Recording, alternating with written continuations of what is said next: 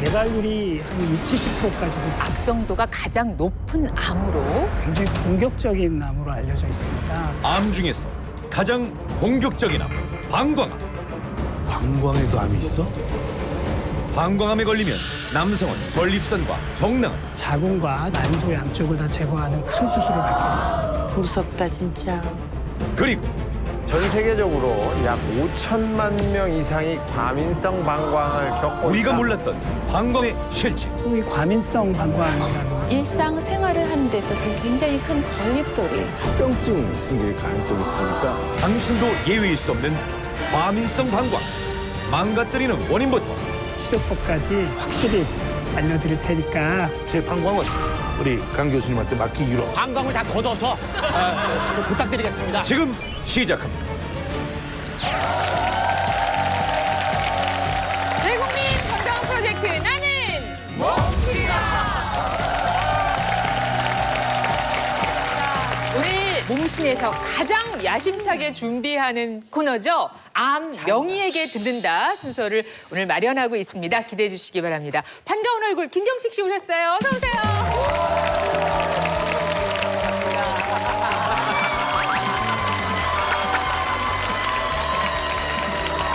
아유, 말이 좋아하시네. 김경식 씨 하면요. 죽은 영화도 살리는. 영화 읽어주는 오빠예요. 우리 몸신 한번. 좋습니다. 건강과 그리고 아름다움을 책임지는 최고라고 자부하는 MC가 있습니다. 그리고 건강 비밀을 간직하고 있는 몸신과 의사분들도 계시죠. 오늘은 4년째 국민 건강을 책임지는 프로그램 나는 몸신입니다입니다.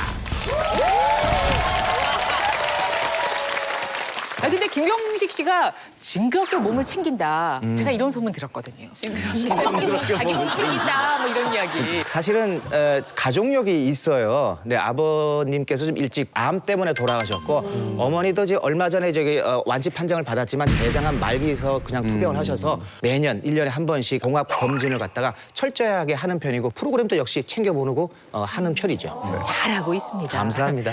자, 오늘은 나는 몸신이다에서 그간 전혀 다뤄보지 않았던 암에 대해서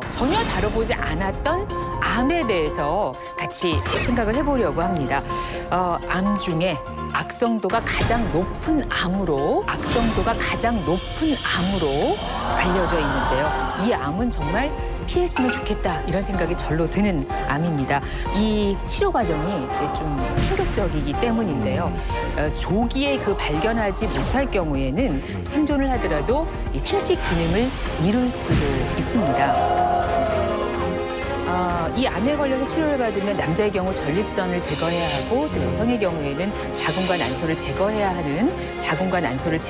하는 그런 어려움을 겪게 되는데요. 뿐만 아니라 환자 일부의 경우에는 평생 그 소변 주머니를 착용해야 하는 아이고. 그런 어려움을 겪게 됩니다. 혹시 여러분 어느 날부터 아랫배에 뭔가 덩어리가 만져진다든지 또 옆구리와 뼈에 통증이 느껴진다든지 유난히 작고 소변을 보고 싶고 통증이 없이 혈뇨가 나와서 당황한 적이 있다든지 자 그렇다면 여러분도 이 암에서 자유로울 수가 없습니다. 자 오늘 명의와 함께할 나는 몸신이다의 주제 확인하시겠습니다. 보시죠. 뭘까?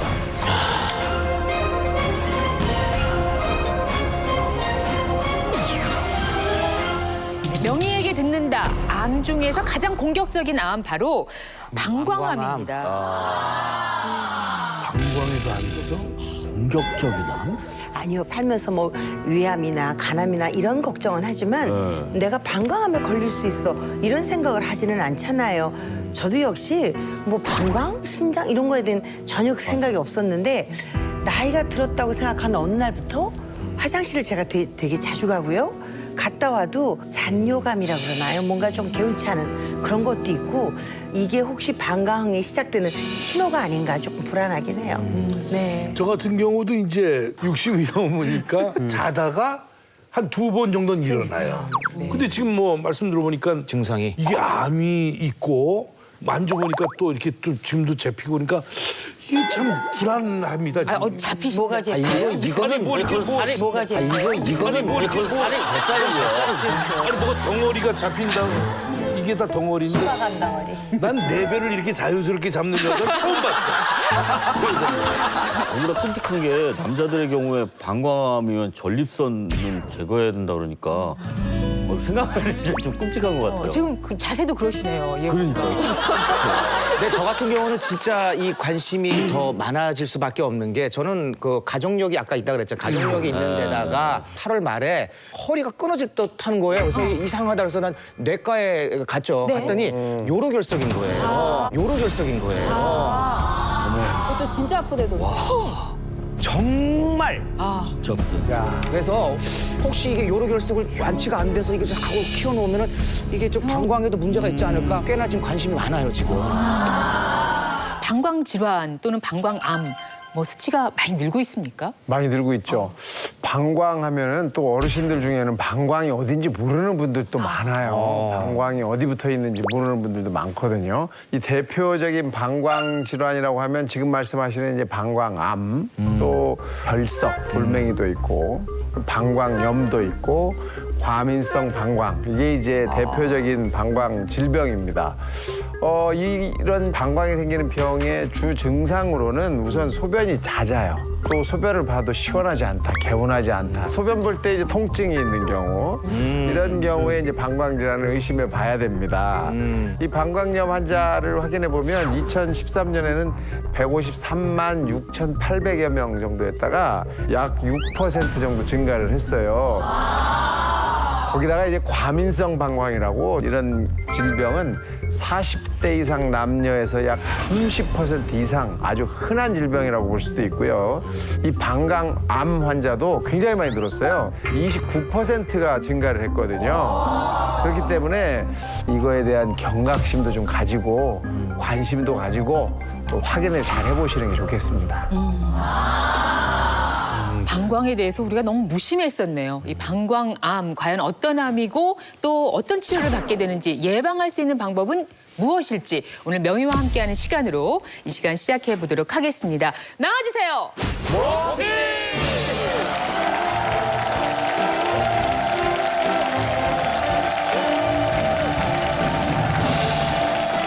걸리면 방광은 물론 생식기관까지 제거하는 가장 공격적인 암 방광암. 방광암의 모든 것을 알려줄 방광암 분야 권위자. 오늘의 몸신 주치 기뉴의학과 교수 강석호.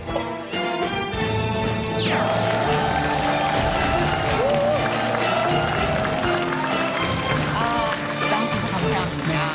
안녕하십니까. 비뇨의학과 교수 강석호입니다. 방광암은 2기, 3기 혹은 전이가 되었을 때는 말씀하신 우려하는 큰 수술도 받으셔야 되고 합병증도 많을 수 있고 또 예후도 좋지 않을 수 있기 때문에 경각심이 좀 필요합니다. 그래서 오늘은 제가 방광암이 생기는 그런 원인부터 증상 그리고 치료법까지 제가 한번 확실히 알려드릴 테니까 방광 건강을 체크해보는 시간이 되었으면 좋겠습니다. 네. 교수님 나오시고 역시 명희의 말씀을 딱 듣고 나니까 좀 안심은 되네요. 지금부터 저희가 어떤 방법을 찾을 수 있을 것 같고요. 교수님 어떤 분이십니까? 몸신 주치 우리 강스코 교수님은요. 이름 앞에 최다라는 수식어가 많이 붙는 교수입니다. 일단 아시아권에서 최초로 방광암 수술의 모든 단계, 즉 암을 떼내고 주변의 림프절을 제거하고 또 인공 방광을 또 재건하는 이런 분야에서 로봇으로만 수술하는 의사이기도 합니다. 2016년에는요 로봇 방광암 수술 최다 100건을 돌파를 했고요. 개인으로서 로봇 방광암 수술 100건을 돌파한 것은 아시아권에서 처음 있는 일입니다. 그래서 이 능력을 인정받아서 2016년 아시아 태평양 내시경 복강경 수술 학술 대회에서 최우수 논문상을 수상하기도 했습니다. 당장 내일이라도 제 방광은 우리 강 교수님한테 맡기기로. 저도요. 아니 저희 그러지 말고 필요하시면 우리 방광을 모두 다 그렇죠. 모아서. 방광을 다 걷어서 부탁드리겠습니다. 뭐 방광 분야에서는 최고시니까. 그러니까.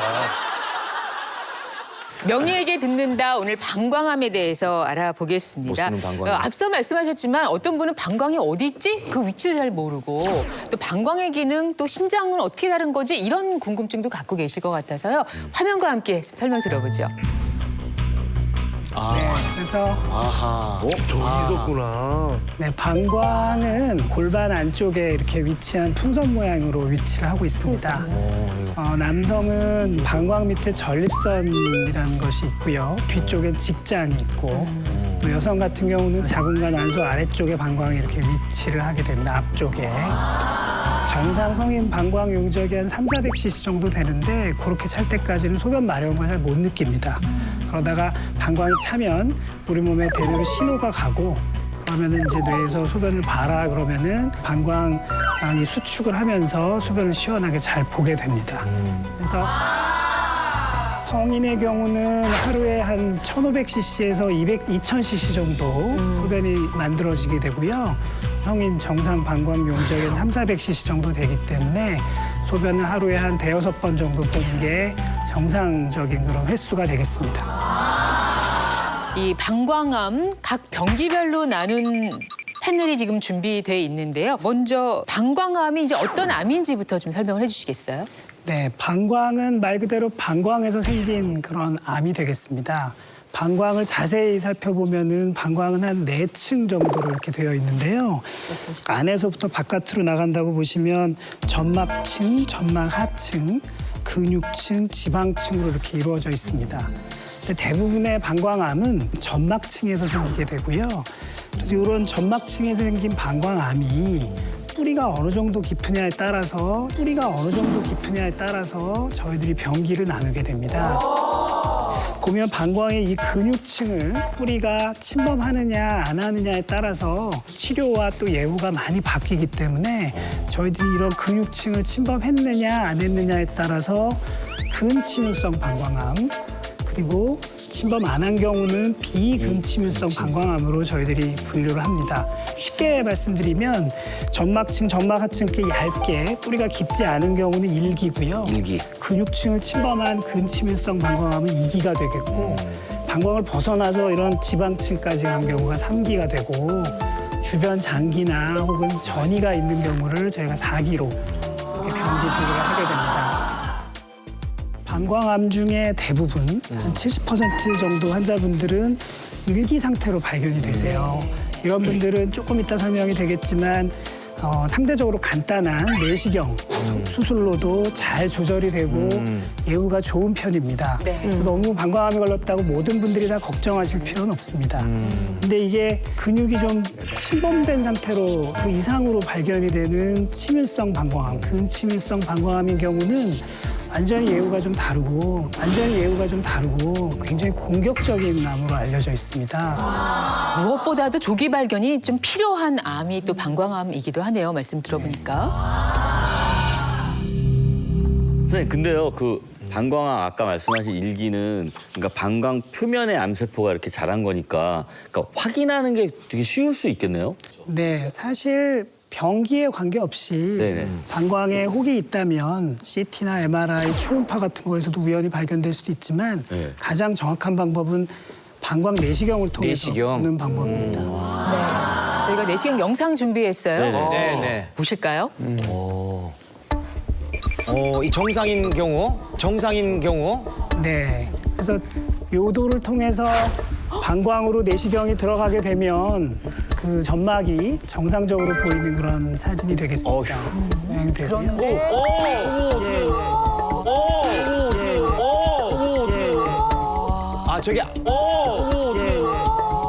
저게 암이 보이는 네, 상황이군요. 암이 저렇게 혹이 명확하게 보이게 됩니다.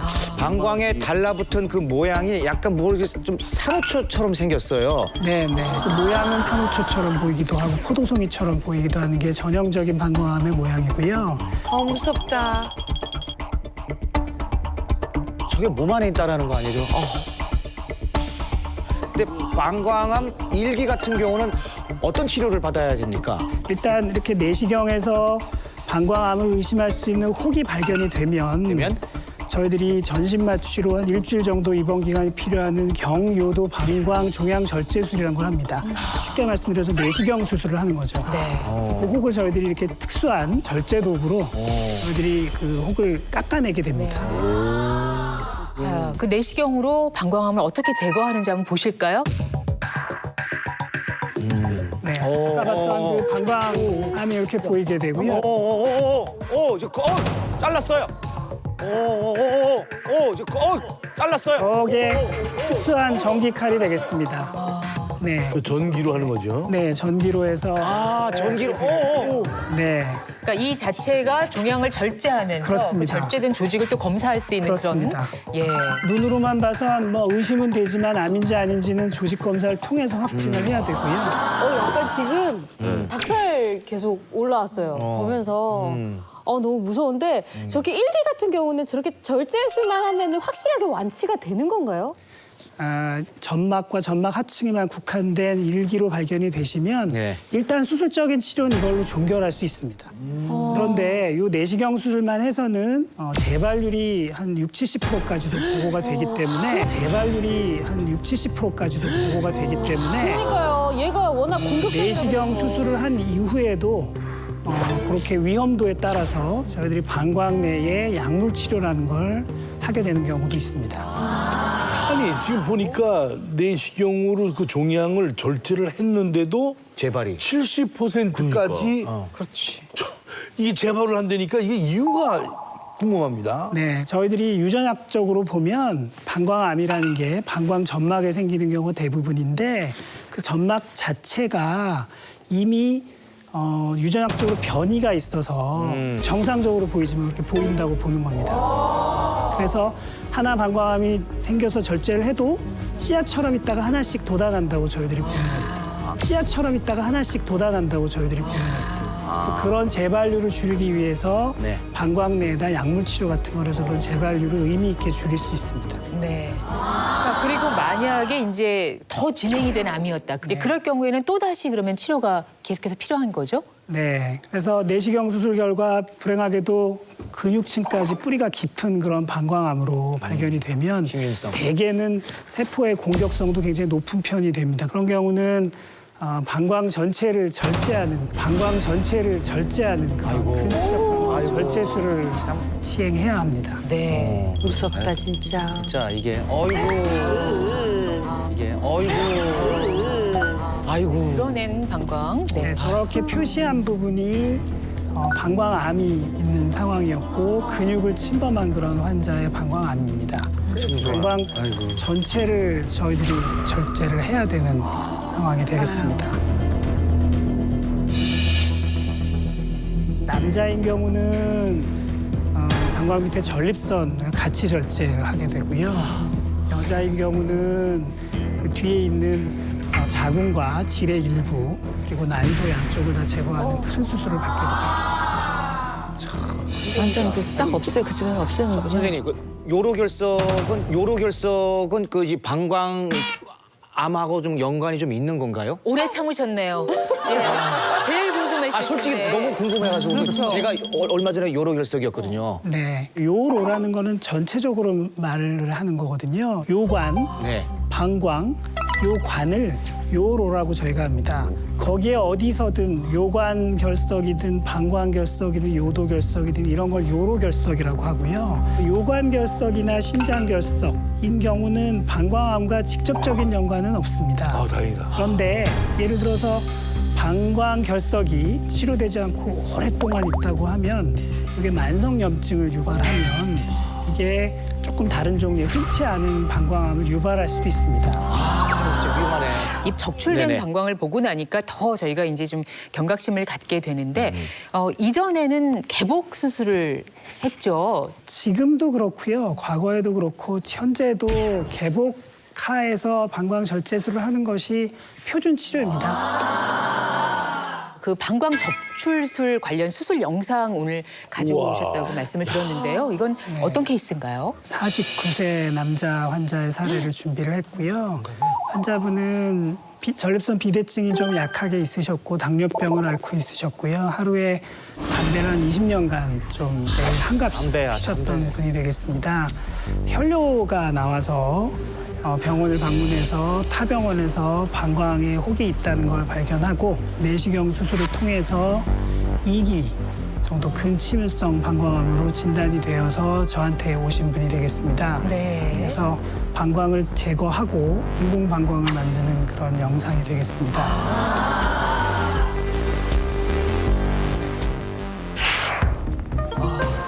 이렇게 로봇 수술은 3단계 정도로 크게 나눕니다. 하나는 방광을 절제하는 거고요. 아까 말씀드린 대로 남자라면 전립선, 여자라면 자궁과 난소까지 하는 그런 방광 적출술을 하고요. 지금 로봇 방광 적출술을 지금 로봇으로 하는 장면이 되겠습니다. 네. 저 아랫부분이 전립선이 되고요. 정말 뒷부분이 손처럼. 방광이 네. 되겠습니다. 네. 세상에 세상에. 네. 지금은 절제술을 다 맞춰서 이제 저 전립선과 방광을 적출해서 저런 안전한 주머니에 소독된 주머니에 넣어서 저 보이는 부분이 전립선이 되겠습니다. 전립선과 방광을 이제 이렇게 적출을 하는데 두 번째로 이제 임파선 절제술이 되겠습니다. 왼쪽에 지금 소위 다리로 가는 장골 혈관들이 되겠습니다. 다리로 가는 중요한 혈관들이고요. 방광암의 경우 이런 그 임파선 절제술이 굉장히 중요한 부분이 되는데요. 왜냐하면 방광암인 경우 주변에 임파선에 전이가 많이 있습니다. 네. 사진에 보이지 않는 미세 전이가 많이 있어서 혈관에 붙어 있는 임파선들을 깨끗하게 가능하면 깨끗하게 많이 절제하는 것을 원칙으로 하고 있습니다. 정말 저 섬세한 작업이 돼야 될 것 같은데 아주 정밀하게 움직여야 할 것 같은데 그걸 지금 로봇손들, 로봇 나이프가 하고 있죠. 그리고 마지막으로는 이제 인공 방광을 만드는 거. 지금 잡고 있는 것이 환자분의 소장이 되겠습니다. 아직까지 인공 방광을 만들어서 넣거나 이런 거는 죄송하지만 시행을 못 하고 있고요. 대개 환자분의 소장을 사용을 합니다. 이걸 이 안에서 다음. 바로 만든다는 말씀이시죠? 여기 방광을 저희들이 열어서 이제 꼬매서 저희들이 새로운 방광을 소장으로 만들어 드리게 됩니다. 이게 지금 몸속에서 한 번에 그 과정을 통해서 이루어지고 있는 일인데 이런 단계까지 정말 왔군요. 네. 야, 대단하다. 꼬매고. 세상에 그 묶어서 매듭을 줘. 그래서 지금 만들어진 완성된 인공 방광이고요. 이제 소장이기 때문에 이렇게 공처럼 만들어서 네. 이제 소변이 찰 수 있도록 하고 사실은 그래서 수축력은 없습니다. 기존의 방광은 근육층이 있어서 네. 스스로 수축을 하게 되는데 소장은 그렇지 못해서 공처럼 만들어서 모아놓기만 하는 거군요. 네, 그렇게 하고 수술 후에는 환자분의 복압으로 소변을 보시게 됩니다. 그러면 복압. 어떻게 배에 힘을 줘서. 차면은 요인은 느끼게 되나요? 어떻게 되는 건가요? 완전히 수술 전과 똑같지는 않습니다. 아까 말씀드린 대로 스스로 수축하는 능력이 없고 소변을 마려운 걸 느끼질 못하기 때문에 제때가 되면 한 서너 시간째가 되면 가셔서 복압으로 소변을 좀 보셔야 되고요. 초기에는 용적이 조금 작아서 자주 보러 가시게 되고 소변이 새는 것도 같이 있을 수도 있고 하신데 시간이 한 3, 4개월 지나면서는 대부분은 유사하게 수술 전과 유사하게 편안히 보시는 분들이 훨씬 더 많습니다. 예. 정말 대단한 과정을 저희가 봤고요. 수술을 하시는구나. 네.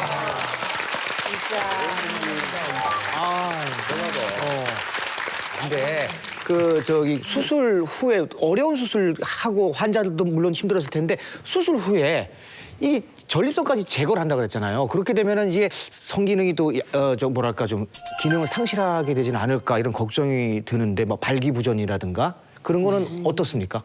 그래서 이 성기능이라고 하면 두 가지를 저희들이 말씀드릴 수 있는데 하나는 임신을 할 수 있는 능력이 있는 부분이 있고 또 하나는 발기라든지 그런 성생활을 할 수 있는 그런 부분이 있는데 일단 전립선 정낭이 절제가 같이 되고요. 방광과 함께. 그다음에 정관이라는 거에 막히기 때문에 실제로 정자가 자연 임신은 어렵습니다. 자연 임신은 어렵습니다. 이렇게 되고 그런데 이제 일부 발기라는 경우는 전립선 주변부로 이렇게 지나가는 신경혈관 다발의 연관이 있는데요.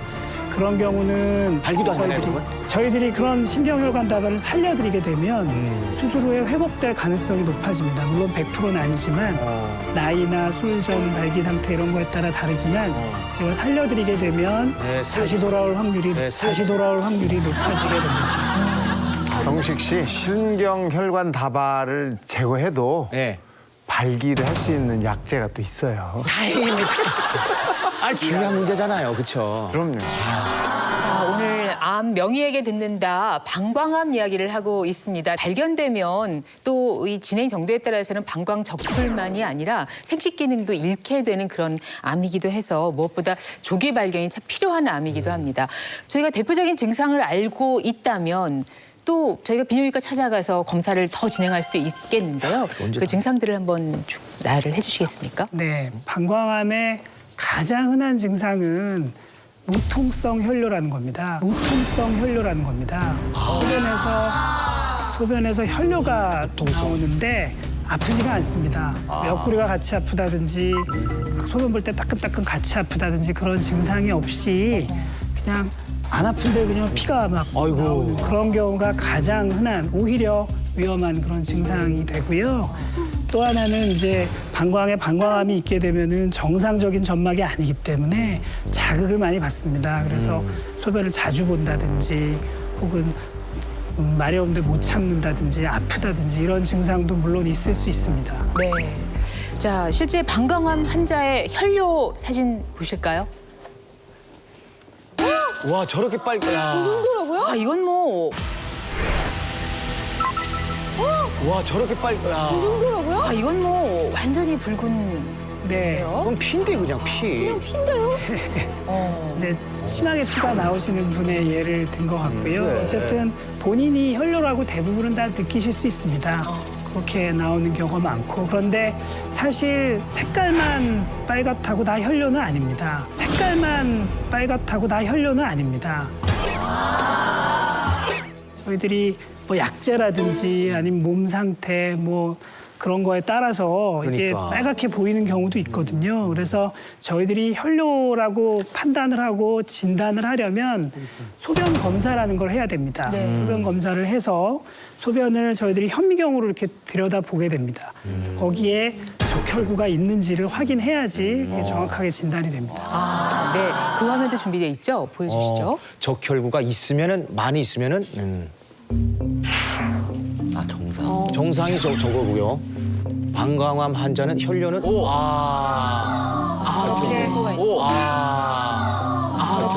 적혈구가 많네. 동그란 원판 같은 것이 적혈구가 되고요. 네. 저거를 저희들이 현미경으로 고배율 시야에서 봤을 때 기준에 따라서 3개 혹은 5개 이상 보일 때 저희들이 혈뇨라고 정의를 하게 됩니다. 저분은 굉장히 많은데요. 네, 저분은 뭐 명백한 혈뇨가 있는 분입니다. 네. 혈뇨만 있다고 해서 이제 이 방광암이라고 얘기할 수 있는 게 아니고 그거 말고도 또 다른 증상들이 있는데요. 우선은 체중이 줄어듭니다. 뿐만 아니라 이제 이 방광암은 뼈로 전이가 잘 됩니다. 방광암은 뼈로 전이가 잘 됩니다. 뼈로요? 예, 뼈가 아프다. 이런 증상이 같이 나타날 수가 있어요. 뿐만 아니라 커지면서 이제 아랫배에 덩어리가 만져지는 묵직하게 이렇게. 요 배꼽 밑으로의 방광이 있거든요. 그러니까 배꼽 제일 아래쪽 쪽으로 이렇게 덩어리가 없던 게 만져지네 이럴 수도 있고요. 또 이 방광암이 소변 나가는 길을 꽉 막아버리면 이 소변이 나갈 데가 없잖아요. 그럼 거꾸로 역류해서 어디로 나와요? 홍팥 위로 올라갑니다. 어디로? 그래서 홍팥이 원래 주먹만 해야 되는데 붓는구나. 이거보다 막 이렇게 커지는 수신증이라고 하는데 홍팥 안에 소변이 꽉 차버리는 이런 일이 생길 수가 있고요. 어디로 나가요, 그게? 굉장히 아파지죠. 소변은 못 나가죠. 계속 아픈 거예요. 그러니까 한쪽 옆구리가 많이 아파질 수도 있고 또 이런 상태가 만성적으로 계속되면 혈액 검사로 콩팥의 기능을 확인했을 때 확 떨어져 있는 게 확인이 되기도 하고요. 그렇기 때문에 이제 이런 증상들이 나타날 때는 상당히 커졌을 때 아니겠습니까? 그거보다 먼저 확인할 수 있는 건 혈뇨입니다. 혈뇨. 한 번이라도 혈뇨가 보였다 싶으면 반드시 병원에 가셔서 확인을 하셔야 됩니다. 혈뇨 무서운 거구나. 잠시 후 일상생활 속 방광암을 유발하는 물질이 있다. 이 방광암에 걸릴 확률이 2배에서 많게는 10배까지 누구도 안심할 수 없다. 걸리고 치료한 후에 재발에도 관련이 됩니다. 그리고 더 흔한 것은 소위 과민성 방광, 무려 5천만이 고통받는 과민성 방광. 소변이 마렵다고 느끼고 자꾸 소변을 보러 가는 평균적으로 한 15번 정도 가능, 심할 때는 1분에 한 번 정도? 삶의 질을 떨어뜨리고요. 합병증이 생길 가능성이 있으니까 무섭다 진짜. 잠시 후 공개됩니다. 치료 시기를 놓치면 방광뿐 아니라 생殖기관도 적출을 해야 하는 것이 방광암입니다. 이 방광암의 원인이 무엇일까? 이제 그것이 문제인데요. 지금 제 앞에 방광암의 원인이 될 수도 있는 식품과 또 물건들이 놓여 있습니다.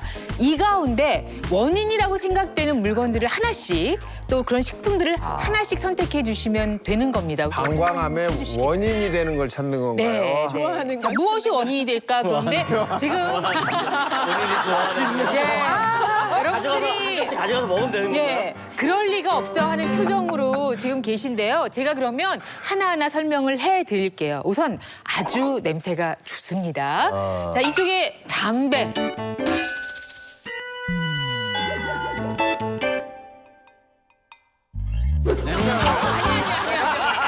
아주 냄새가 좋아. 여러분, 제 앞에 음식 냄새가 아주 좋고요. 자, 그러면 방광암의 원인이 될 수도 있는 물건과 식품을 소개해드리겠습니다. 먼저 저 끝에 담배가 있고요. 예, 그리고 염색약입니다. 염색은 뭐 어르신뿐만 아니라 요즘 젊은들도 정말 많이 하잖아요. 자, 그리고 숯불로 구운 고기입니다. 그러니까 아까부터 이 냄새가 솔솔 났던 건데요. 이쪽은 똑같은 고기지만 이거는 수육으로 저희가 준비했어요. 네. 햄과 소시지. 네. 좋아하시죠? 과자 다양하게 준비했는데 저희가 또 일을 하면서도 가끔 간식으로 먹게 되는 그 과자들이 넉넉히 준비되어 있고요. 그리고 각종 빵입니다. 네, 크루아상, 꽈배기, 고로케, 크로켓 이렇게 있는데요. 정말 제가 다 좋아하는 것들이고 아이스 아메리카노가 있네요. 커피. 그리고 똑같은 커피인데 여기에는 생크림을 잔뜩 얹었습니다. 요즘에 이런 커피도 찾아 드시는 분들이 많으실 텐데 이 가운데 한 가지를 선택해 빠진 게 있는 것 같습니다. 네? 여기 없네요. 자, 진짜? 방광암의 원인이 되는 식품과 알겠습니다. 자, 그러면 한 분 한 분 선택을 해주세요. 먼저 예정 씨께서 제가 선택을 갈까요? 해주실까요? 선생님 맛있는 거 고르실 거예요.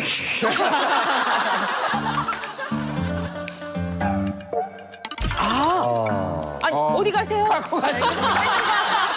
예. 아니, 여기 놓으시고요. 예. 이유를 아니, 설명해 드시고 싶은 거 고르신 건 아니에요? 아니고요. 왜? 아니 이게 사실은 밀가루가 뭐 썩 그리 건강엔 좋진 않지만 제 입에선 제일 맛있는 거죠. 그런데 이게 이제 정제된 탄수화물이니까 몸 안에 들어가면 당이 된다고 우리 배웠잖아요. 몸신에서. 그리고 뭐 당은 또 암의 그 에너지가 된다. 암이 막 커지는 에너지가 된다며요. 그래서 이게 제일 방광암에 나쁘지 않을까. 자, 그러면 이번에 이용식 씨를 모시겠습니다. 오늘 이 가장 공격적인 암으로 꼽히는 방광암. 자꾸만 여기에 자기 쪽으로 어떤 밀어넣으래. 게 원인이 될까요? 이쪽은 염색약이고 이쪽은 또 담배가 있고. 숯불갈비를 선택. 왜? 원래 수육을 할 것이냐 숯불갈비를 할 것이냐 이 두 가지를 가지고 갈등이 심했었습니다. 그런데 방광암에 가까이 갈 수 있는 건 얘다. 왜? 숯불에다 굽게 되면은 얘가 탈 수도 있으니까 그렇죠. 그 탄 부분이 암의 원인이 된다는 그렇죠. 걸 늘 우리 오한진 박사님한테 제가 이야기를 듣고 네. 항상 공부하고 배우기 때문에 네. 이 숯불갈비를 들었습니다. 그렇군요. 예, 알겠습니다. 그러면 이것만 가져가시면 됩니다. 하나만 가져가시면 됩니다. 이게 두 개가 안 됩니다. 네네. 하나씩이요, 하나씩. 참 묘하게도 두 분이 평상시 좋아하시는 것들을 가져가셔서 제 질문의 요지를 잘 이해하셨나 싶기도 합니다. 네. 자, 아이고 미안해. 아이고 미안해.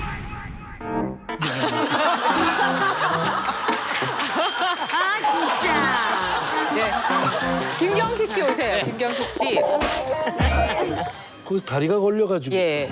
아이, 좀 굵직한 진짜. 것들이 빠졌네요. 그래요. 이, 본인이 생각했던 게 남아 있습니까 여기에? 이거밖에 없어요. 이게 담배는 제가 이 암에 대해서 좀 많이 알고 있거든요.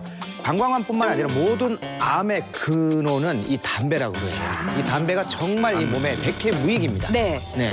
김경식 씨는 담배는 네. 아유, 전자담배 하고 있죠. 아니 너무 당당하신 거 아니에요? 담배 정말 백해무익이에요. 네, 전자담배. 네네. 알겠습니다. 자, 가져가세요. 전 이거 가져간 거예요? 네, 네. 가져가시면 됩니다. 어이쿠. 이건 큰일 났다, 이거. 네. 자, 서유리 씨. 안 되겠어, 안 되겠어. 일로 오지 마. 절로 들어가 있다가.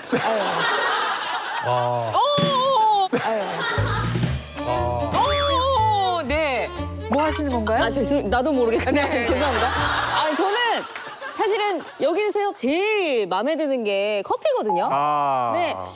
얘가 왠지 얘랑 이게 두 가지가 똑같은 커피인데 예상외로 아메리카노가 방광암의 원인일 수 있다. 함정을 판 것 같은 느낌? 네네. 네. 여기도 분명히 이게 들어가 있고 더해졌을 네네네. 뿐인데. 그냥 제가 먹고 싶어서 그런 건 아니고 절대 아니고요. 그럼 왜 이럽니까? 네, 알겠습니다. 감사합니다. 자, 그러면 한번 들어가 보시고요. 아, 좀 하면 안 돼. 쌤! 안 돼. 여기 딱이거든요. 침 뱉을 거야. 예. 자, 이모 씨는 좀 진지하게 접근하실 거라 믿습니다. 제가- 네. 아마 저 앞에 가면 진지해지. 아, 이모 씨 오늘 복장이요.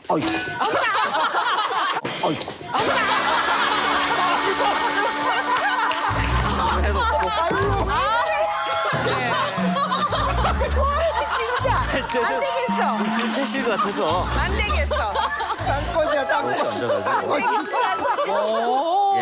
야. 아, 저는 이렇게. 소시지와 햄이라고요? 예. 아, 이게 왜냐하면 아니 그 뭐 뉴스 같은 데서 이렇게 보면은 가공육을 좀 과다 섭취하고 이러면은 암을 일으키는 원인이 될 수 있다 그러고 암질이 좀 예, 들어있다 좋다는 얘기 이런 못 말들이 들어보셨죠?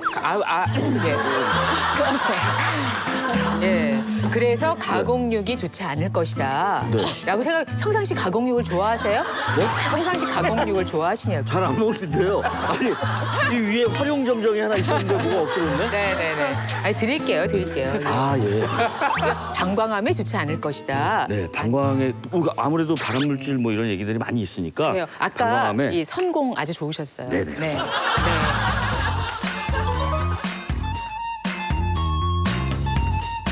제대로 챙긴 분이 있나요? 계십니까? 저희 안에? 사실은 답이 하나일 수도 있고 뭐 복수일 수도 있습니다만. 저는 저하고 김경식 씨 아닐까. 담배는 무조건 나빠요. 예, 담배하고 담배하고 가공식품, 가공육. 방광암의 원인이 되는 물질을 고르신 분은요.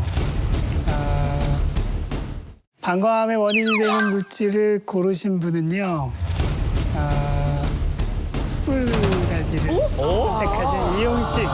숯불갈비를 선택하신 이용식 씨와 사람이 상식으로 예상하신 살아야지. 대로 담배를 선택하신 김명식 씨. 그리고 서유리 씨는 아니시고요. 아니에요? 네.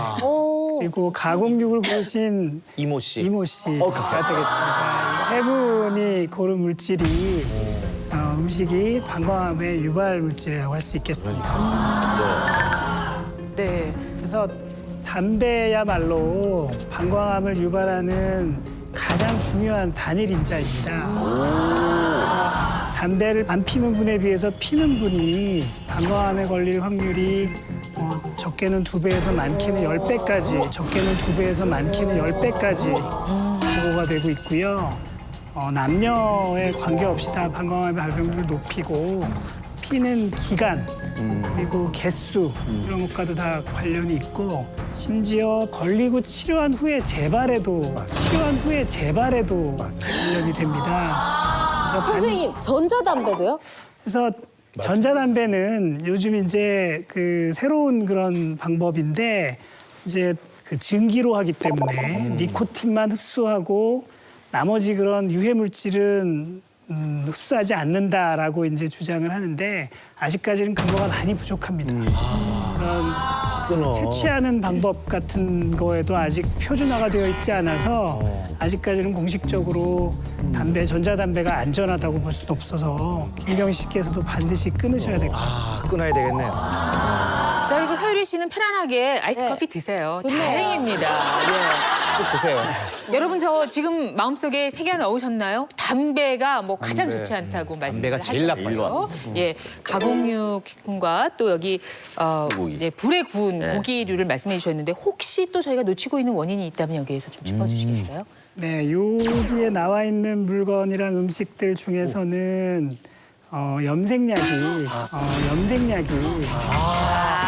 염색약도. 아니 근데 저는 한 달에 한 번씩 이 세치 때문에 염색 꼭 하거든요. 그럼 저도 이거 방광암에 서유리 씨는 뭐 색치가 아니고 색깔 저렇게 온통 저렇게 아름다운 아니 저는 사실은 심심하면 머리 괴롭히거든요. 머리카락. 많이 하거든요. 8시간 걸렸어요, 이 머리가. 이 방광 스타일. 아니, 8시간 걸렸어요, 8시간. 염색약이라고 하는 이 화학 제품이 좋을 것 같지는 않으나 이건 뭐 명백한 방광암의 원인인가요? 잠깐 염색하는 거는 아마도 큰 문제가 없으리라고 생각이 되지만 이제 저희들이 방광암에 잘 걸리는 직업군들이 있습니다. 그래서 염색약을 주로 다루시는 직업을 가지셨다든지 뭐 페인트 공장에 일을 하신다든지 아니면 뭐 고무 공장, 뭐 매연은 아닌 분들 그런 것 속에 있는 소위 그 방향족 아민이라는 물질이 방광암을 유발할 수 있는 발암 물질로 알려져 있습니다. 그래서 그런 물질들을 장기간 직업적으로 다량 이렇게 섭취를 했을 때, 노출이 되었을 때는 방광암의 발병률이 높아질 수 있습니다. 네.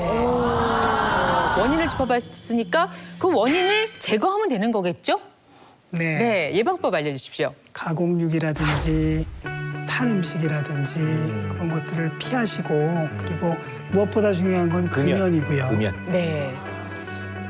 또 방광암은 아무래도 발암 물질들이 소변에 이렇게 접촉을 하고 있다가 방광암을 유발할 수 있는 것으로 저희들이 이해하고 있기 때문에 수분을 좀 많이 섭취하셔가지고 그것도 좀 희석될 수 있도록 하는 게 좋겠습니다.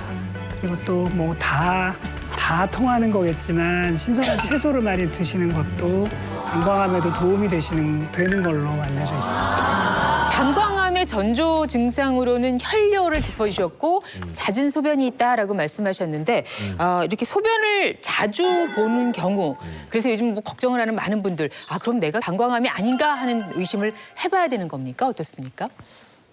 소변을 자주 보고 참지 못하는 증상이 있다고 다 방광암은 아닙니다.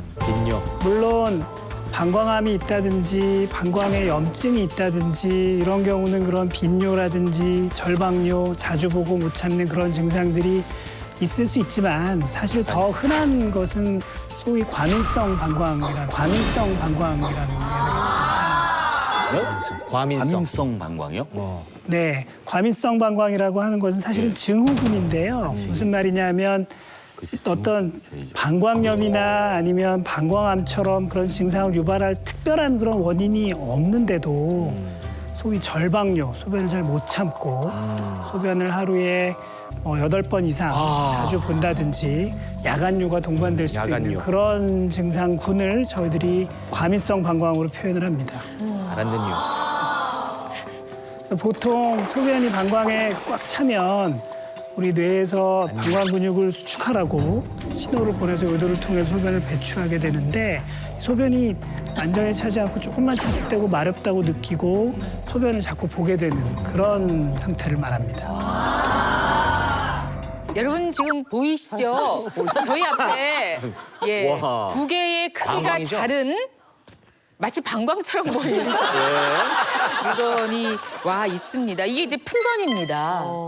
어떤 의미로 준비하셨나요? 네, 그 방광의 용적, 그러니까 소변을 담기는 그런 소변의 양을 표현하기 위해서 이렇게 다른 그런 풍선을 좀 준비해 봤는데요.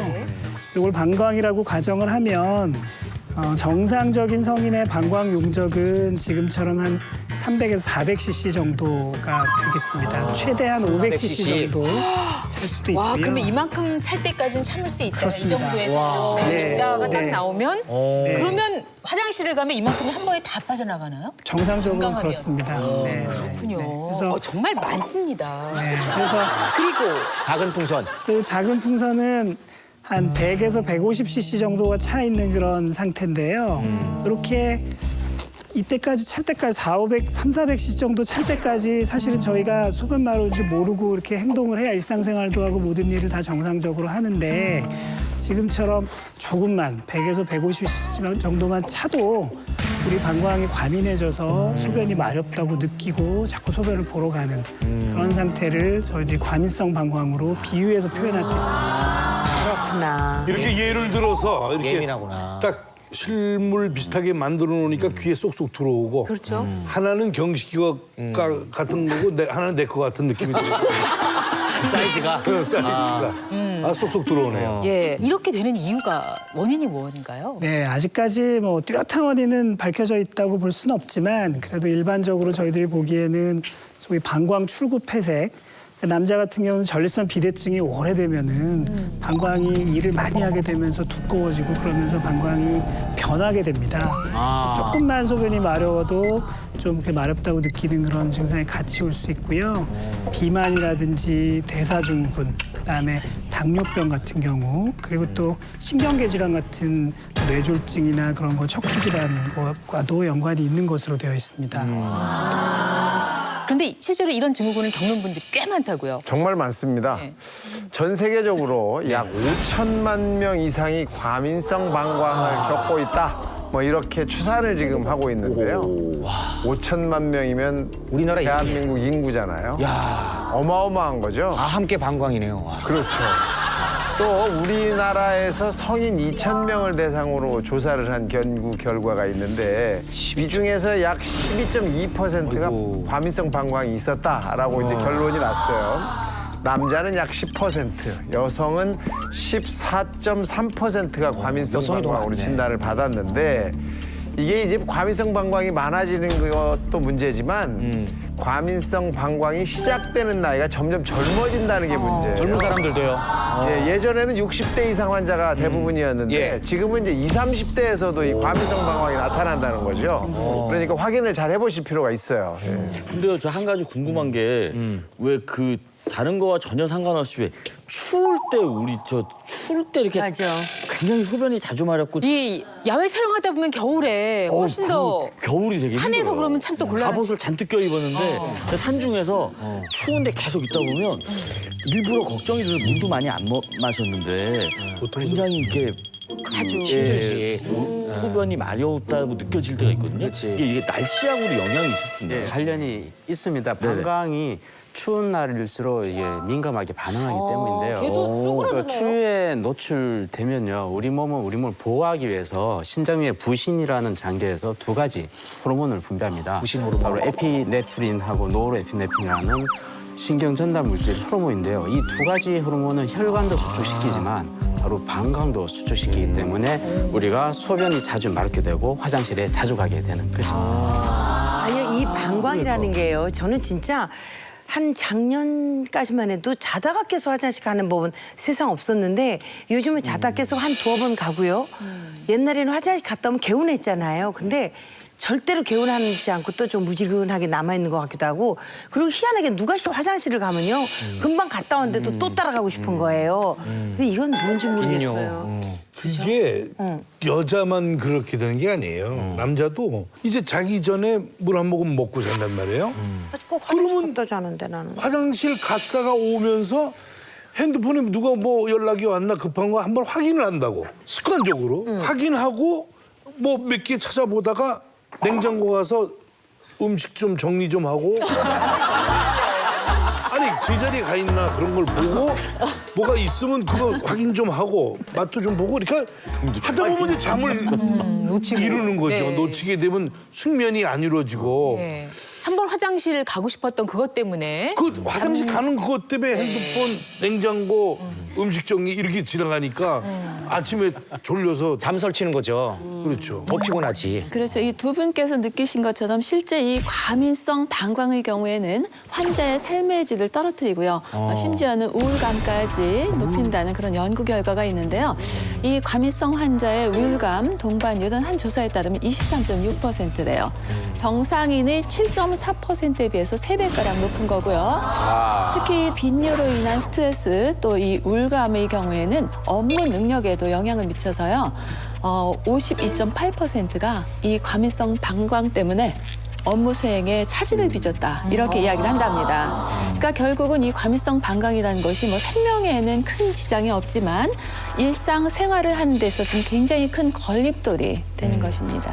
그런데 사실 소변 자주 마렵다고 그걸로만 인해서 비뇨기과를 굳이 찾아가는 사람들은 별로 없을 듯한데요. 그리고 사실 비뇨기과가 좀 가기가 부담스러운 게 좀 있어요. 깨름직하죠. 약간 이렇게 민망하고 그래도 나도 여배우인데 여자분들이 조금 더 쑥스러워하고 이런 게 생기죠. 여배우인데 이게 좀 괜히 가다가 아니 오히려 그냥 떳떳하게 가는 거예요. 딱 가보면은 대기실에 고개 숙인 사람하고 고개 숙인 사람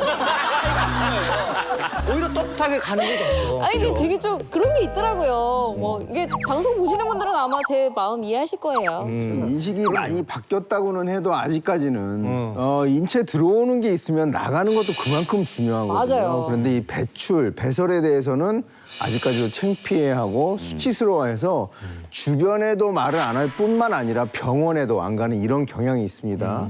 근데 이 과민성 방광을 방치하게 되면 합병증이 생길 가능성이 있으니까 주의하셔야 해요. 아니 합병증이요? 그러면은 방치하면 그게 더 악화된다는 거예요? 그러면? 다른 병까지 생긴다는 거죠. 단순히 소변이 자주 나온다는 걸 노화로 치부한다든지 그냥 방치해가지고 심부전, 신장 기능이 멈추는 심부전까지 이룰 수가 있겠습니다. 아니 그러면은 최소한 뭐 내가 약간 과민성 방광 같은데? 아니면 무슨 뭐 다른 질환 같은데? 라는 기준이 있어야 될 거 아니에요. 자가 진단. 하루에 뭐 소변 4번 봤다고 과민성 방광이고 5번 봤다고 뭐 방광이고 이런 건 어떻게 무슨 기준 같은 게 있어요? 자가 진단할 수 있는 방법. 네. 대한 배뇨장애 요실금 학회에서 제시하는 그런 자가 진단법이 있습니다. 네. 자, 패널로 여러분께 설명해드리죠. 내가 혹시 그런가? 네, 자가 진단할 수 있는 방법 알려드리겠습니다. 8가지 항목이 있네요. 한번 해당 사항 몇 개나 되는지 체크해 보시죠. 네, 첫 번째로는 하루에 8번 이상 소변을 볼 때를 저희들이 얘기할 수 있겠습니다. 정상적으로는 한 5-6번 정도를 보는 게 정상 범위인데 8번 이상 본다면 한번 의심해 볼 수 있고요. 두 번째로는 어찌 보면 굉장히 가장 중요한 증상 중에 하나인데요. 소변을 참지 못하는 게 굉장히 과민성 방광을 진단하는 데 있어서 중요한 증상입니다.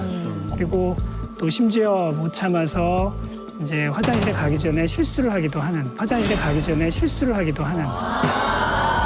이런 분들의 경우에는 네. 빨리 갈 수 있는 화장실이 어디 있지? 뭐 어딜 이런. 가든 화장실 위치부터 알아두고 그런 분들이 멀리 있으면은 어렵기 때문에 불안하기 때문에 그런 증상을 보이게 됩니다. 네. 세 번째로는 이거는 화장실에서 심각하다. 그래서 실제로 막 못 참아서 화장실 소변을 보기 전에 바지도 내리기 전에 자기도 모르게 소변을 실수하는 그런 속옷을 적실 때가 있는 경우를 말합니다. 그다음 네 번째로는 외출할 때 물이나 음료수 마시는 것을 삼가하게 됩니다. 그래서 물이나 음료수 이런 걸 마시면 또 화장실 바로 가야 화장실을 되니까. 가게 되니까 특히 버스 같은 거 타기 전에도 그런 걸 안 드시고 커피 너무 그런 분들이 있게 됩니다. 극단적으로 피하는 경우겠죠. 이런 네, 그렇습니다. 불안해서. 네, 네. 그리고 아예 화장실이 없을 것 같은 장소는 아예 가지 않으려고 합니다. 예를 들어서 계곡이라든지 뭐 뒷산, 등산 같은 거 갈 때 화장실이 부족하기 때문에 그런 거를 아예 삼가게 되는 그런. 그다음에 6번째는 화장실을 자주 다녀서 일상생활, 자기 하시는 일에 그렇게 방해를 받게 되는 거죠. 또 7번째로는 옷을 버리지 않기 위해서 가끔 패드라든지 기저귀 같은 걸 실제로 차는 웃을 일이 아니네요. 절박성, 아까 요실금이 생길 수도 있기 때문에 그런 분들이 이런 걸 준비하기까지 합니다. 그리고 마지막으로는 야간요가 동반되는 경우가 있는데요. 자다가 2번 이상 화장실에 가서 깊은 잠을 못 자게 되는 경우, 이런 경우를 뭐 연세 드신 분들은 많이 또 경험을 하시게 되는데 이런 경우를 하게 되겠습니다.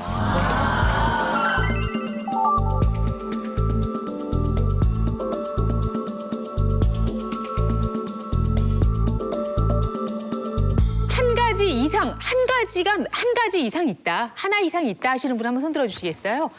야, 의외로 많네. 이거 야, 의외로 많네. 이것 봐요. 이렇게 많으세요. 자, 우리 뭐 여러분 손 드셨고요. 자, 그렇다면 혹시나 두 개 이상도 있으세요? 2개세요. 2개. 아, 네. 2개라고 손을 드셨는데, 자, 그러면 2개라고 손 드신 분 중에 이제 한 분은 우리 주부시고, 한 분은 아주 젊은 분이 손을 드셨어요. 네. 혹시 마이크 옆에 있으시죠? 바로 이런 문제 때문에 좀 고민이 있으셔서 저희 나는 봄씨 이달 찾아오셨죠. 본인 소개 좀 해주시겠습니까? 네. 안녕하세요. 저는 영등포구에서 온 직장인 손인영입니다. 언제부터 어떤 증상으로 좀 고생하고 계세요? 저는 해당 상황이 좀 거의 한 8개, 다네. 말씀을 지금 아주 드릴 수 어려운 있거든요. 상황이셔서.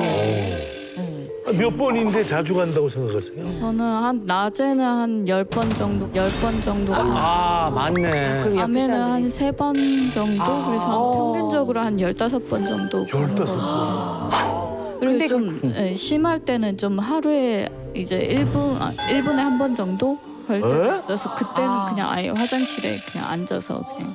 아유, 그럴 때는 어떻게 하세요? 그런 게 참 힘드실 텐데.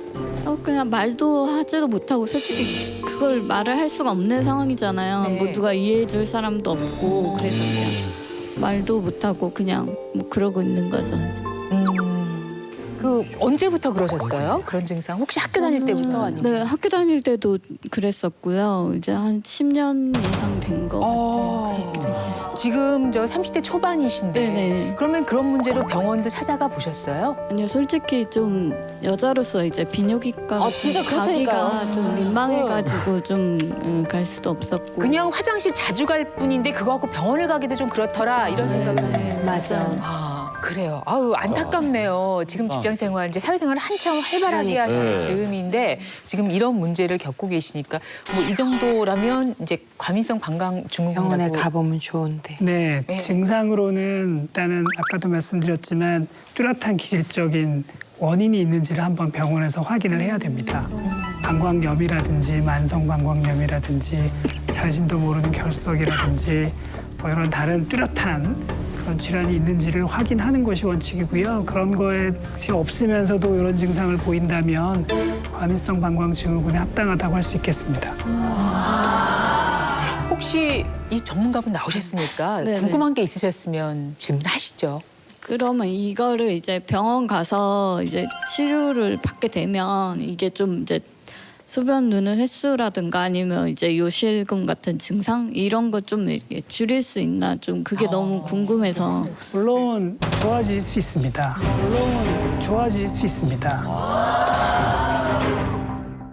이 전문가분 나오셨으니까 네네. 궁금한 게 있으셨으면 질문하시죠.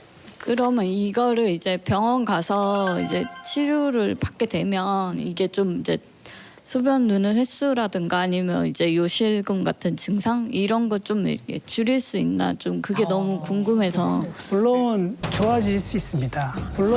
저희들이 이런 과민성 방광의 치료는 저희들이 한 3가지 정도로 할 수가 있습니다. 하나는 이제 생활 습관 교정과 행동 치료, 그게 제일 쉬운 방법이고요.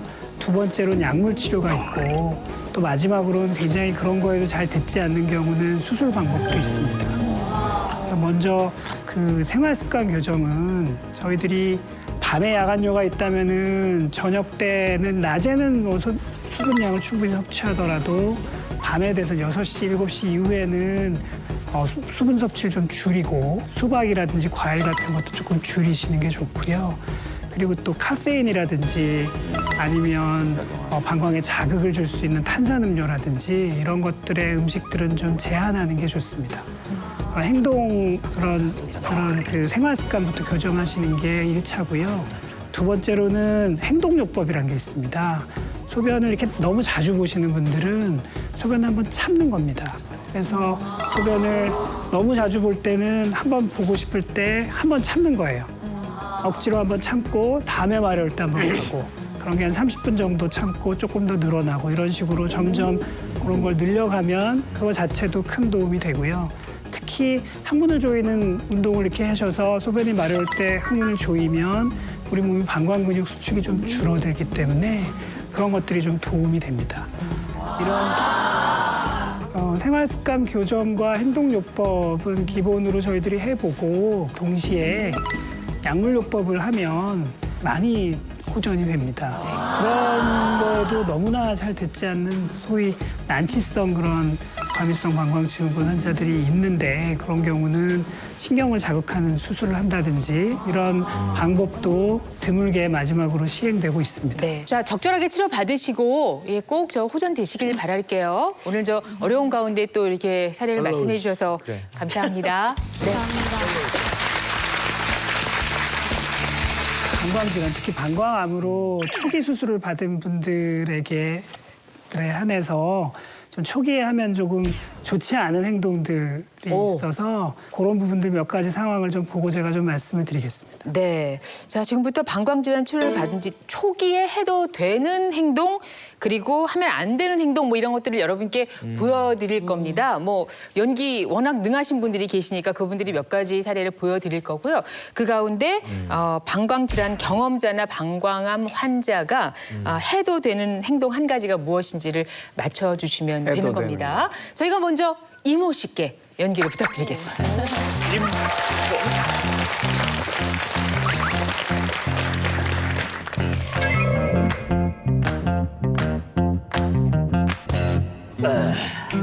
그동안 내 소중한 방광을 치료하느라 운동을 소홀히 했더니 몸이 근질근질하고 어머나. 연기자다. 복싱장 가서 운동을 좀 해야겠구나. 나의 소중한 바이시클.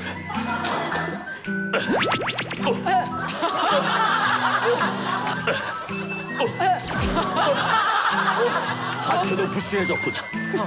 자전거 작가가 너무 두 바퀴 돌으라 그랬으니까 네. 두 바퀴를 꼭 돌고야 말겠어. 난리를 할 수가 없네.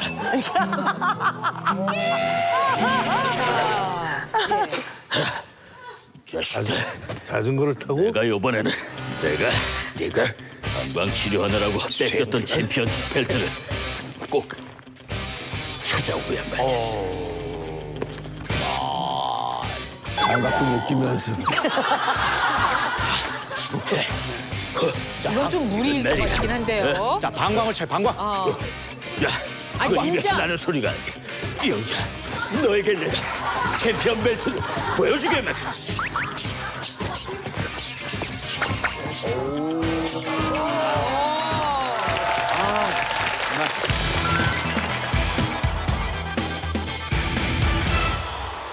야, 이 방광도지 치료 다 받았고 치료를 잘 끝냈으니까 가만히 있어봐. 이제 내가 좋아하는 수영을 좀 해야 되겠다. 하하, 수경을 쓰고 자, 그다음에 수영하잖아.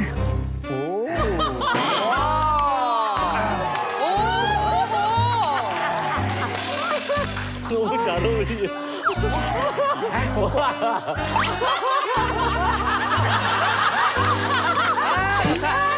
야, 물이 그냥 아주 수영장이 아무도 없네. 얼마만에 수영이냐?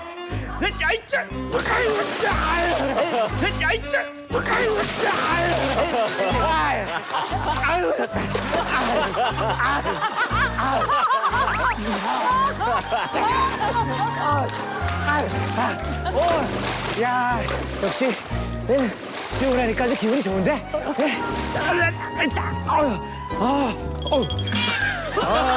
수영장에서 취했나 봐. 아이고. 어우, 시원하다. 가만 있어봐. 수영장에서 좀 열심히 수영했더니 이게 목이 좀 마르네. 가만히 있어봐라. 내가 좋아하는 저 와인도 한 잔 딱 먹어도 되겠지? 아이고 이거. 아이고. 좋다. 역시 이 와인은 수영장에서 먹어야 이 제맛이지. 이야. 콜라인데. 야, 까브르쇼미니용. 역시 한이 아주 좋아. 풀바디야. 풀바디 역시 좋았어. 풀바디 이즈 굿바디. 풀바디. 아우 좋다.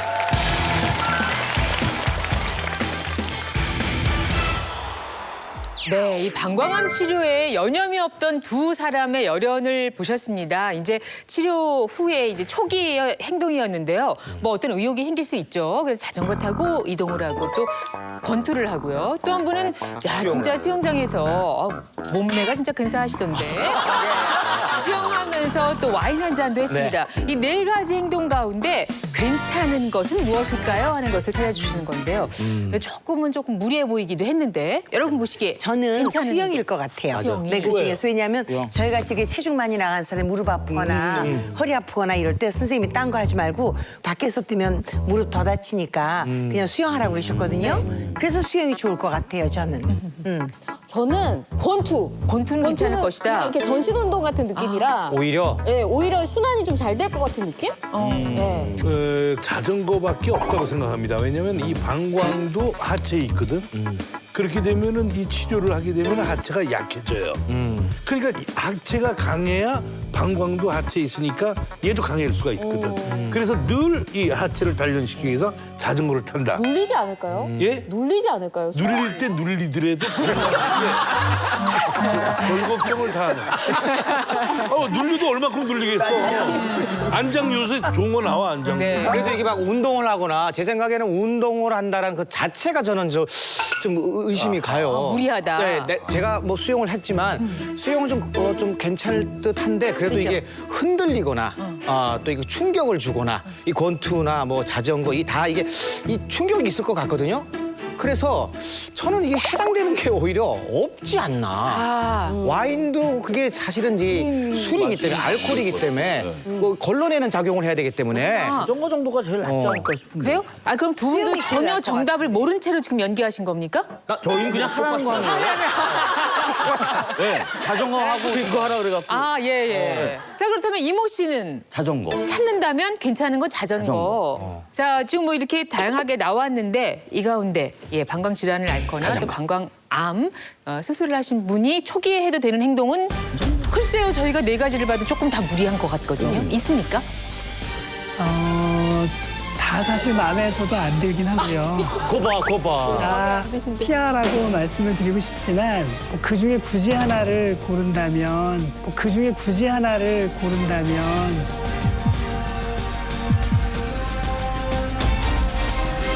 소량이라는 전제 하에서 와인은 괜찮은 것 같아요. 선생님, 근데 와인은 술이잖아요. 소리지만 아주 소량일 경우에 한해서 소량이 절대 안 되잖아요. 그래서 굳이 하나를 고른다면 그렇게 고를 수가 있고요. 제가 이제 단서로 수술 후 초기에라는 단서를 붙였는데 그 수술 후 초기에 권투를 하신다든지 혹은 자전거를 타신다든지 초기에는 수영을 하면서 이렇게 압력이 간다든지 이런 부분이 있으면 출혈이 발생할 수 있기 때문에 초기에는 좀 금하시라는 얘기고요. 나중에는 충분히 회복되신다면 즐기셔도 됩니다. 근데 초기에 이렇게 출혈이 발생하면 문제가 되는 것은 출혈 자체도 이제 방광에 다시 피가 나게 되면 고이고 그런 것들이 덩어리를 만들어서 소변을 못 보게도 하고요. 또 출혈 자체가 심하면 다시 수술을 해야 되는 경우도 있고요. 또 하나는 아까 내시경 수술 후의 위험도에 따라서 방광 내에다가 약물 치료를 좀 해야 된다는 분들이 있는데 출혈이 있게 되면 저희들이 그런 치료를 하지 못하게 됩니다. 부작용이 늘어나서. 그래서 그런 중요한 치료가 미뤄질 수도 있기 때문에 수술 후 초기에는 그런 방광 쪽에 압력이 가거나 그런 충격이 가는 그런 운동들이나 행동들은 조금은 조심하셨으면 하는 그런 바람입니다. 네. 자, 오늘은 가장 공격적인 암, 방광암에 대해서 집중적으로 알아보는 그런 시간을 가졌습니다. 특히 명희와 함께한 시간이었고 또 방광암 치료 기술, 의술이 이만큼까지 와 있구나 하는 것도 확인할 수 있는 그런 좋은 기회가 됐는데요. 다시 한번 방광암에 대한 경각심이랄까요? 또 예방법에 관한 말씀 시청자 여러분께 해주시기 바랍니다. 네, 오늘 이렇게 나눴던 많은 그런 말씀들과 얘기들이 시청자분들이나 또 방광암 환자분들이 방광암을 이해하는데 조금이나마 좀 도움이 되셨으면 하는 바람입니다. 네, 감사합니다. 김경식 씨는 평상시에도 건강에 대해서 좀 염려증이라고 불릴 정도로 신경 쓰고 그러시는 분인데 맞습니다. 오늘 저희가 걱정 하나를 더해드린 겁니까? 아니면 조금 개운해지셨습니까? 아니요, 제가 오늘 쭉 같이 하게 되면서 오래간만에 정말 저한테 잘 맞는 프로그램을 맡았다. 그래서 지금 한 번 했지만 굉장히 한 200회 이상 같이 한 느낌의 지금 생각이 들고 건강할 때 지켜야 된다고 생각합니다. 몸수를 통해서 다시 한번 확인하는 자리였습니다. 감사드리겠습니다. 여러분 한 주간 또 건강한 시간 보내시기 바랍니다. 저는 다음 주에 또 알찬 정보 가지고 여러분 찾아뵙도록 하겠습니다. 대한민국 모든 국민이 몸신이 되는 그날까지 나는 몸신이다!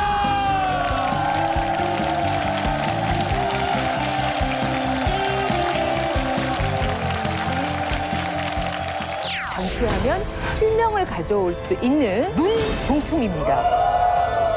망막 동맥이 막히게 되면 산소 공급이 전혀 안 되는 상태가 발생을 하게 되고요. 녹내장만 일으키는 게 아니라 뇌경색도 유발을 할 수가 있습니다. 망가진 게 다시 재생되질 않습니다. 단 5분 만에 눈의 혈액순환을 개선해 보도록 할게요. 그거 어떻게 5분만 그게 가능할까? 눈을 직접 자극하는 것이 아니라 발가락의 경락과 또 눈의 신경 반사점을 밝기를 통해서 개선하는 것을 보여드리도록 하겠습니다. 과연 어떤 일이 일어났을까요? 대박. 눈물 킹입니다. 야, 대단하다. 눈으로 봐도 지금 믿기지가 않는데 더 선명하게 보여. 지금 좀 물기가 있는 게. 네, 그러니까요. 촉촉합니다. 예. 신기하다. 여성 골반 근육 강화기 베리안에서 백화점 상품권을 드립니다.